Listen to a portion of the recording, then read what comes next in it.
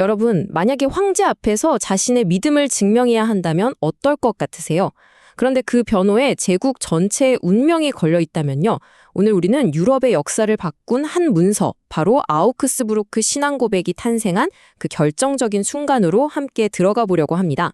자, 이런 질문으로 한번 시작해 볼까요? 내가 일으킨 변화를 두고 사람들이 반역이다, 이단이다라고 손가락질한다면 어떻게 내 신년이 파괴가 아니라 더 나은 세상을 위한 개혁이라고 증명할 수 있을까요? 이게 바로 16세기 종교개혁가들이 풀어야 했던 거대한 숙제였습니다. 시간은 1530년, 장소는 독일의 도시 아우크스부르크입니다. 당시 신성로마 제국의 황제였던 카를 5세가 분열된 제국의 모든 지도자들을 소집했어요. 그리고 단호하게 요구했죠. 당신들이 믿는 게 대체 무엇인지 이 종교적 혼란에 대해 명확하게 설명해 보시오. 와, 그 자리의 공기가 정말 살얼음판 같았을 겁니다. 그럼 도대체 왜 이렇게 어마어마한 회담이 열리게 된 걸까요? 그 배경부터 좀 살펴봐야겠죠? 이건 그냥 회의가 아니었어요. 말 그대로 제국의 모든 것을 건 아주 중대한 정상회담이었습니다. 당시 황제 카를 5세는 정말 머리가 아팠을 거예요. 왜냐하면 안팎으로 큰 위기가 닥쳤거든요. 밖에서는 가장 끔찍한 적이라고 불리던 오스만 튀르크가 제국을 향해 밀고 들어오고 있었고, 안에서는 이 종교 문제 때문에 제국이 말 그대로 갈기갈기 찢어질 판이었어요. 황제 입장에서 어땠을까요? 외부의 적을 막으려면 일단 집안 단속부터 하는 게 급선무였던 거죠. 물론 이 모든 게 갑자기 짠 하고 나타난 건 아닙니다. 1517년 마르틴 루터의 95개조 반박문으로 시작된 개혁의 불씨가 있었죠. 그게 1521년에 루터가 파문당하면서 걷잡을 수 없이 커져버렸고요. 결국 1530년 황제는 더는 안 되겠다, 이 혼란을 끝내야겠다고 결심하고 아우크스부르크에서 직접 양쪽 얘기를 다 들어보기로 한 겁니다.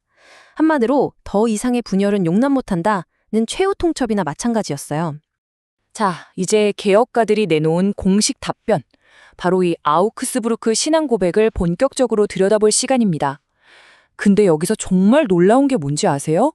이 문서의 목표가 우리 갈라섭시다가 아니었다는 거예요.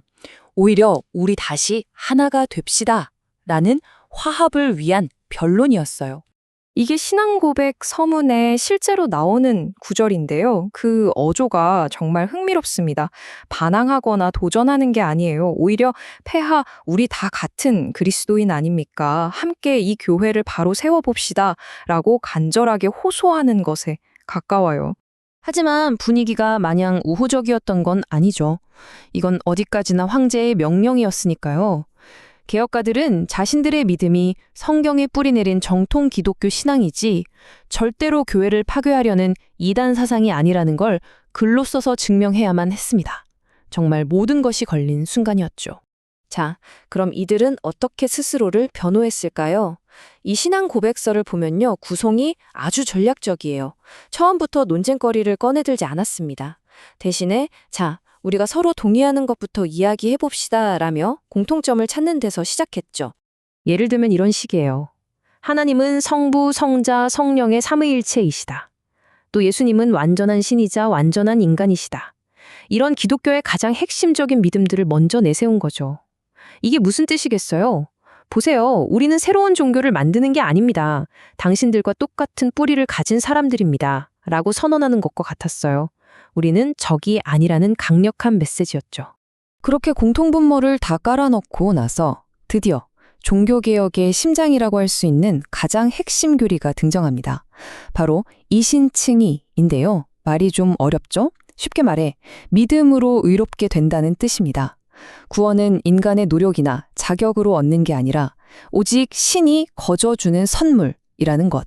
바로 이 지점만큼은 절대 양보할 수 없다는 거였어요. 이 신앙 논쟁의 핵심이 바로 여기에 있습니다. 전통적인 교회에서는 구원이 믿음과 선행이라는 착한 행동의 조합으로 이루어진다고 봤어요. 하지만 개혁가들은 아니다. 구원은 오직 그리스도를 믿는 믿음 하나만으로 값없이 받는 선물이다 라고 주장했습니다. 인간의 행위가 구원의 조건이 될 수 없다는 이 차이, 이게 바로 모든 변화의 시작점이었습니다. 공통점을 확인한 다음에 신앙 고백은 두 번째 파트로 넘어갑니다. 여기서부터는 좀 더 날카로워져요. 당시 교회 안에 퍼져 있던 구체적인 문제점들, 즉 자기들이 보기엔 이건 고쳐야 한다고 믿었던 폐단들을 하나씩 지적하기 시작합니다. 여기서도 그들의 전략이 돋보이죠. 자신들의 개혁을 뭔가 새로운 걸 만드는 혁신이 아니라고 말해요. 그보다는 잘못된 것들을 없애고 원래의 순수한 모습으로 되돌리는 복원이라고 규정합니다. 우리는 교회를 떠나는 게 아니라 교회를 대청소하고 있는 겁니다. 라는 주장이었던 거죠. 첫 번째로 꼽은 폐단은 바로 성직자의 독신 의무였습니다. 이걸 강요하다 보니 오히려 뒤에서 온갖 비도덕적인 스캔들이 일어난다고 본 거죠. 그래서 성경과 초기 교회의 전통을 따라서 사제들도 결혼할 수 있어야 한다고 주장했습니다. 이건 굉장히 현실적인 문제 제기였어요. 두 번째는 예배의 중심인 미사에 대한 문제였습니다. 당시 미사는 돈벌이 수단으로 변질되기도 했고 무엇보다 일반 신자들은 전혀 알아들을 수 없는 라틴어로만 진행됐거든요. 개혁가들은 미사가 모든 신자들이 함께 참여하고 배울 수 있도록 자기들의 언어인 독일어로 찬송을 부르는 공동체의 예배가 되어야 한다고 주장했습니다. 그 밖에도 신앙 고백은 여러 문제들을 꼼꼼하게 짚었어요. 예를 들어 모든 죄를 하나하나 다 고백해야 한다는 건 너무 불필요한 부담이라고 봤고요.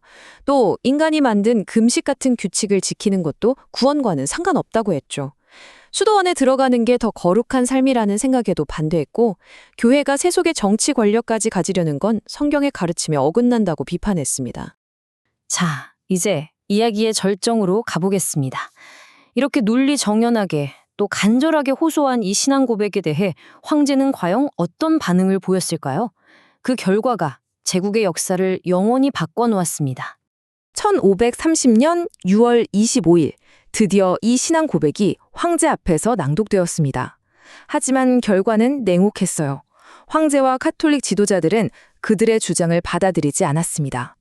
화합을 위한 호소는 공식적으로 거부된 거죠. 겉으로 보기엔 이건 명백한 실패였습니다. 그런데 말이죠. 바로 그 실패의 순간 아무도 예상하지 못했던 결과가 나타났습니다. 화합의 문은 닫혔지만 역설적으로 그 과정에서 그들은 자신들이 누구이며 무엇을 믿는지를 온 세상에 명확하게 정의하게 된 거예요.